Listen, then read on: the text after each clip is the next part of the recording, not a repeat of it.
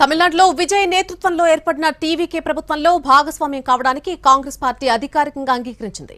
2026 assembly ఎన్నికల ఫలితాల తర్వాత డీఎంకే కూటమితో విభేదించి రాష్ట్రంలో అతిపెద్ద పార్టీగా అవతరించిన టీవీకే ప్రభుత్వానికి మద్దతు ప్రకటించింది కాంగ్రెస్.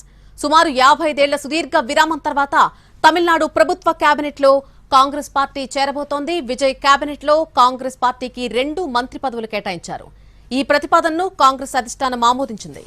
కిల్యూర్ ఎమ్మెల్యే కాంగ్రెస్ శాసనసభ పక్షనేత S Rajesh Kumar, Melur MLA P Viswanathan మంత్రి పదవుల రేసులో ముందు వరుసలో ఉన్నారు. కాంగ్రెస్ మంత్రుల ప్రమాణ స్వీకారానికి సంబంధించిన తుది నిర్ణయాన్ని కాంగ్రెస్ హైకమాండ్ ఖరారు చేయనుంది.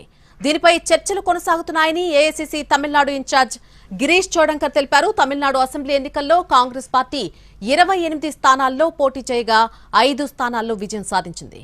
కాంగ్రెస్ టీవీకే పొత్తు పెట్టుకోవడంతో తమిళనాడు రాజకీయాల్లో కొన్నేళ్లుగా కొనసాగుతున్న డీఎంకే కాంగ్రెస్ బంధానికి తెరపడింది. కేబినెట్లో చేరడం ద్వారా ప్రజా సంక్షేమం, రాబోయే స్థానిక సంస్థల ఎన్నికల్లో పార్టీ బలోపేతం కోసం ఉపయోగించుకోవాలని కాంగ్రెస్ భావిస్తోంది.